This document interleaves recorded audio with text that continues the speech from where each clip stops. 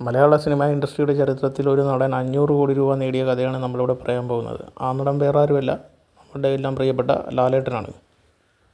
മലയാളികളുടെ സ്വന്തം മോഹൻലാൽ. ഈ വർഷം തന്നെ അദ്ദേഹത്തിൻ്റെ 2 ചിത്രങ്ങൾ കൂടി റിലീസ് ചെയ്യാൻ സാധ്യതയുണ്ടെന്ന് പറയപ്പെടുന്നു. അതിലൊന്ന് സത്യൻ അന്തിക്കാടിൻ്റെ ചിത്രവും മറ്റൊന്ന് ജീത്തു ജോസഫിൻ്റെ ചിത്രവുമാണ്. ഈ 2 ചിത്രങ്ങൾ കൂടി ബ്ലോക്ക് ബസ്റ്റർ അടിക്കുകയാണെങ്കിൽ മലയാളത്തിൽ 800 കോടി നേടുന്ന ആദ്യത്തെ നടനായി മോഹൻലാൽ മാറും. അതും ഒരു വർഷം 800 കോടി എന്ന് പറയുന്ന മാജിക് നമ്പർ. മറ്റുള്ള നടന്മാർക്കൊക്കെ സ്വപ്നം പോലും കാണാൻ പറ്റാത്ത ഒരു നമ്പറാണ് ഈ പറഞ്ഞ തുക.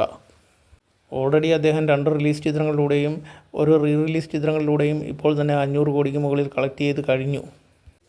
റിലീസ് ചെയ്യാനിരിക്കുന്ന 2 ചിത്രങ്ങൾ 150 കോടി വീതം കയറിയാൽ സിമ്പിളായിട്ട് അദ്ദേഹത്തിന് 800 കോടി എന്ന് പറയുന്ന മാജിക് നമ്പറിൽ എത്താൻ സാധിക്കും.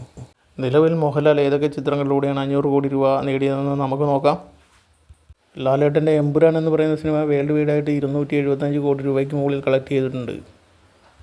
ആ സിനിമയുടെ പ്രൊഡക്ഷൻ ടീം പറയുന്നത് 320 കോടി രൂപയ്ക്ക് മുകളിൽ കളക്ട് ചെയ്തു എന്നുള്ളതാണ്. എന്തായാലും എമ്പുരാൻ എന്ന് പറയുന്ന ചിത്രം 275 കോടി രൂപയ്ക്ക് മുകളിൽ കളക്ട് ചെയ്തിട്ടുണ്ട് എന്ന് നമുക്ക് ഉറപ്പിക്കാവുന്നതാണ്. അതേപോലെ തന്നെ തുടരും എന്ന് പറയുന്ന മൂവി 235 കോടി രൂപയോളം വേൾഡ് വൈഡായി കളക്ട് ചെയ്തു എന്നുള്ളതാണ് അറിയാൻ കഴിഞ്ഞത്. ഈ 2 ചിത്രങ്ങളിലൂടെ തന്നെ ഒരു വർഷം മോഹൻലാൽ 500 കോടി ക്ലബിൽ കടന്നു കഴിഞ്ഞിരിക്കുന്നു.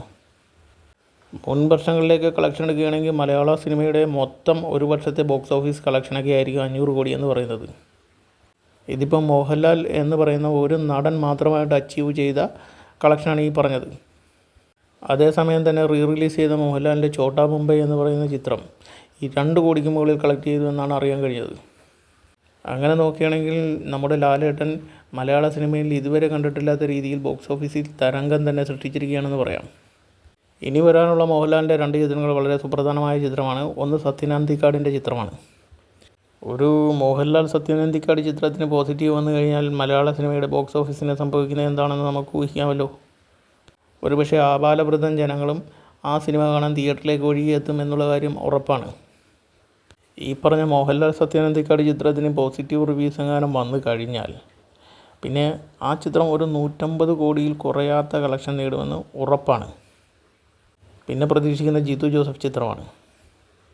ജീത്തു ജോസഫ് ചിത്രം ആശീർവാദ് സിനിമാസാണ് നിർമ്മിക്കുന്നതെങ്കിൽ മാക്സിമം പൊട്ടൻഷ്യലായിരിക്കും അതിൻ്റെ റിലീസ് തന്നെ ഉണ്ടാകുന്നത്. അതിന് നല്ല റിപ്പോർട്ട് വന്നാലും വന്നില്ലെങ്കിലും അത് ബോക്സ് ഓഫീസിൽ 100 കോടി ഷുവറാണ്.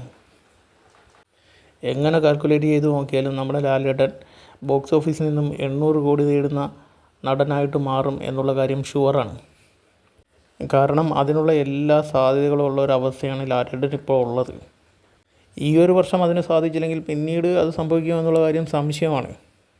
എന്തായാലും നമുക്ക് കാത്തിരിക്കാം. ലാലേട്ടൻ്റെ ഈ വരുന്ന 2 ചിത്രങ്ങളും വമ്പൻ വിജയങ്ങളായി 800 കോടി രൂപ എന്ന് പറയുന്ന മാജിക്കൽ നമ്പറിൽ അദ്ദേഹം എത്തുന്നതായിട്ട്.